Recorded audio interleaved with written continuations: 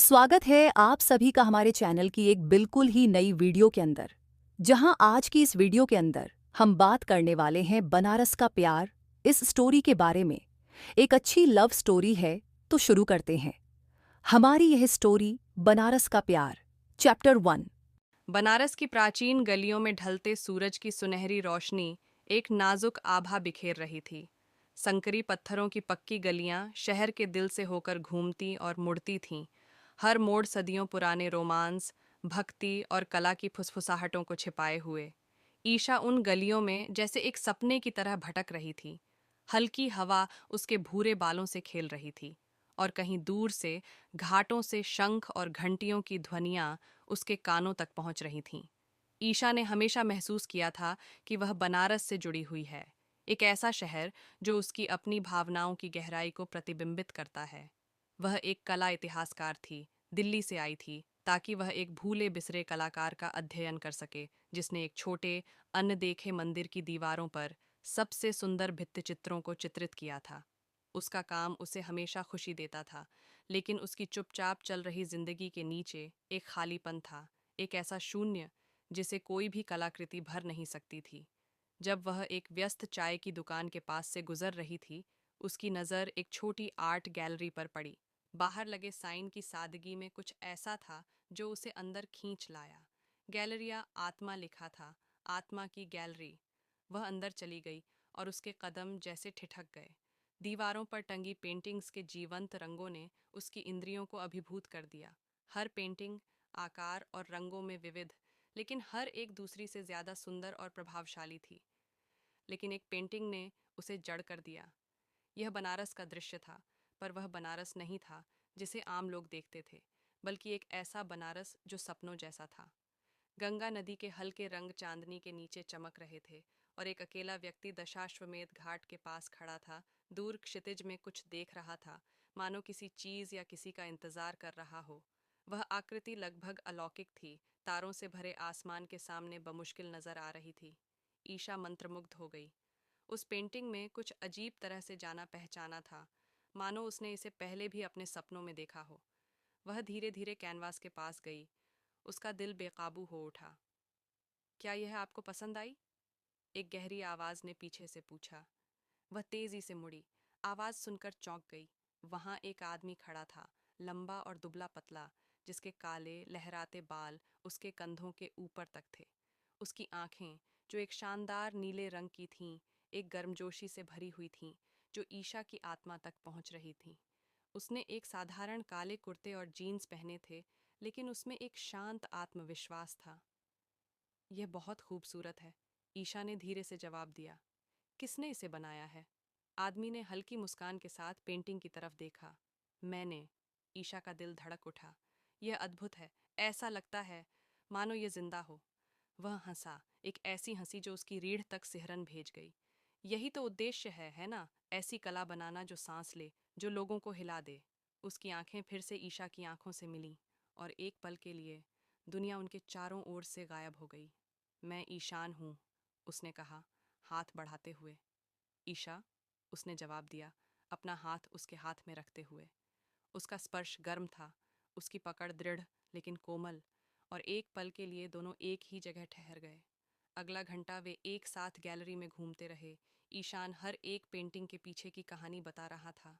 वह एक जुनून के साथ बोलता था जिसने ईशा के अंदर कुछ जागृत कर दिया।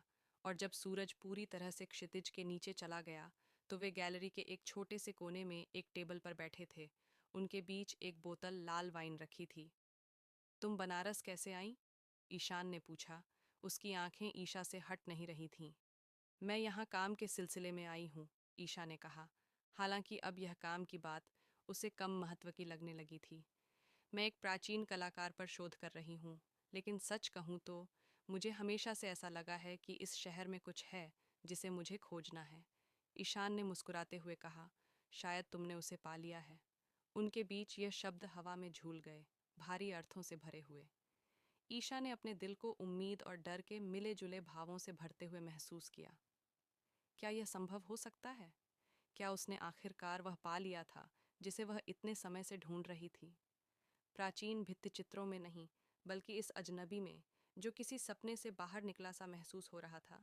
रात के बढ़ते समय के साथ वे बातें करते रहे। उनकी बातचीत बिना किसी बाधा के बहती रही। उनके बीच एक ऐसा संबंध था जिसे वे समझा नहीं सकते थे, एक अनकही समझ जो दोनों के बीच घुली हुई थी, मानो उनकी आत्माएं एक दूसरे को जानती थीं। जब ईशा को जाने का समय आया तो वह दरवाजे पर ठिठक गई। ईशान उसके पास खड़ा था। उसकी उपस्थिति सुकून देने वाली और चुंबकीय थी। क्या मैं तुम्हें फिर से देखूंगी? उसने कांपती आवाज में पूछा। ईशान ने उसकी तरफ बढ़ते हुए उसके चेहरे से एक बाल हटाया। मुझे उम्मीद है, उसने धीरे से कहा। बनारस छोटा शहर है, हमारी राहें फिर से मिलेंगी। और इस तरह ईशा रात में बाहर निकल गई। उसका दिल हल्का था, लेकिन उसका दिमाग ईशान की सोच में डूबा हुआ था। अगले कुछ हफ्तों में ईशा और ईशान अक्सर मिलते रहे। कभी कभी यह संयोग था, एक दूसरे को सड़कों पर गुजरते हुए देखना या बिना योजना के घाट पर मिल जाना। और कभी कभी यह जानबूझकर था, ईशान उसे शहर के अपने पसंदीदा स्थानों पर ले जाता, जो गुप्त और पवित्र लगते थे, मानो वे सिर्फ उनके लिए बने हों। उन्होंने गंगा के किनारे घंटों बिताए, कला, जीवन और अपने सपनों के बारे में बात करते हुए। ईशान ने उसे एक ऐसा बनारस दिखाया जो उसने पहले कभी नहीं देखा था, और इसके बदले में ईशा ने उसे भारतीय इतिहास और संस्कृति के बारे में अपनी जानकारी और जुनून बताया, हर इमारत के पीछे छिपे इतिहास की परतें खोलते हुए। लेकिन यह सिर्फ शहर के प्रति उनका प्यार नहीं था जो उन्हें जोड़ रहा था। यह कुछ और गहरा था, कुछ ऐसा जो हर नज़र, हर स्पर्श के नीचे सुलग रहा था। उनका संबंध अटूट था, और जैसे जैसे दिन हफ्तों में बदलते गए, ईशा ने खुद को गहराई से, बेसब्री से प्यार में पड़ते पाया। एक रात, जब वे दशाश्वमेध घाट पर खड़े थे, गंगा की ओर देखते हुए ईशान उसकी ओर मुड़ा। उसका चेहरा गंभीर था। मैंने कुछ सोचा है, उसने धीरे से कहा। उसकी आवाज़ पानी की आवाज़ के ऊपर बमुश्किल सुनाई दे रही थी। ईशा का दिल तेजी से धड़कने लगा। क्या? मुझे लगता है मुझे बहुत पहले से तुमसे प्यार है, उसने स्वीकार किया। उसकी नीली आंखें उसकी आंखों में झांक रही थीं। तुमसे मिलने से भी पहले। ईशा की आंखों में आंसू आ गए। वह जानती थी कि वह क्या कहना चाहता था। उसने भी वही महसूस किया था, वह अजीब, अकल्पनीय भावना कि उनकी आत्माएं किसी तरह जुड़ी हुई थीं, किसी बड़ी ताकत से बंधी हुई थीं। मैं भी ऐसा ही महसूस करती हूँ, उसने फुसफुसाया। उसकी आवाज़ टूट गई। ईशान ने उसे अपनी बाहों में खींच लिया, उसे अपने पास कसकर पकड़े हुए, जैसे तारे उनके ऊपर चमक रहे हों। उस पल में ऐसा लगा जैसे ब्रह्मांड ने उन्हें एक दूसरे के पास लाने की साजिश रची हो।